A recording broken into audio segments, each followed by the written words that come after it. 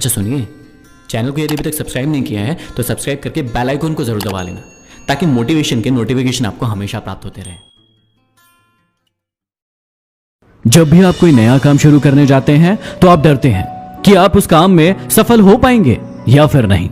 आप डरते हैं कि ये दुनिया आप पर हंसेगी, आपको ताने मारेगी, और इसी डर के चक्कर में आप कभी भी अपने अंदर छिपे हुए खजाने को पहचान ही नहीं पाते।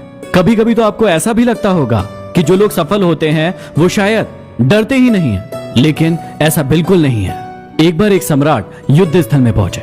वो इतने महान थे कि उन्होंने अपने पूरे जीवन में कोई भी युद्ध नहीं हारा था। लेकिन कहते हैं ना, परिस्थितियां हमेशा एक जैसी नहीं होती है, ये समय बदलता रहता है। आज आपका है तो कल किसी और का होगा।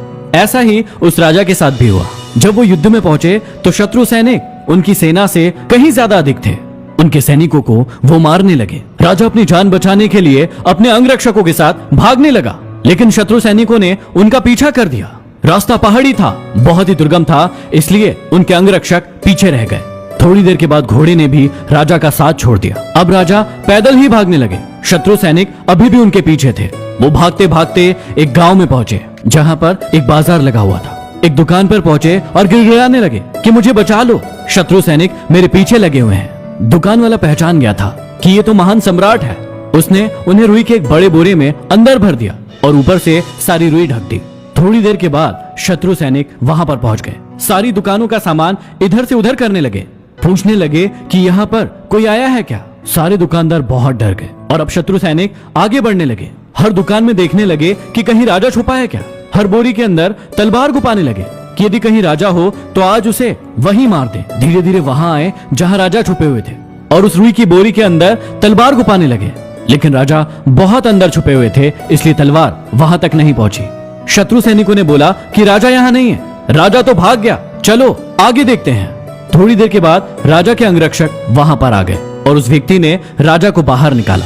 राजा बहुत खुश थे और व्यक्ति को कहा कि आज तुमने मेरी जान बचाई, तुम्हें जो मांगना है वो मांग लो। व्यक्ति ने कहा कि मैं तो एक साधारण सा व्यक्ति हूँ, मुझे कुछ नहीं चाहिए, लेकिन मेरे मन में एक प्रश्न आ रहा है। यदि आपकी इच्छा हो तो मैं आपसे वो प्रश्न पूछना चाहता हूँ। राजा ने कहा बस इतनी सी बात, तुम्हें जो पूछना है वो पूछ लो।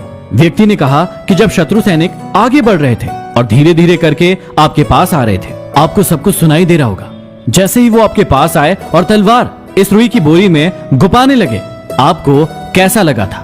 क्या आपको डर लग रहा था? वहां पर खड़े सभी लोग हंसने लगे, लेकिन राजा बहुत गुस्सा हो गया और कहने लगा कि मूर्ख इंसान, तुम मुझसे ऐसा प्रश्न पूछते हो। उसने अपने अंगरक्षकों को कहा कि इसको बंदी बना लो और उस पेड़ के साथ बांध दो।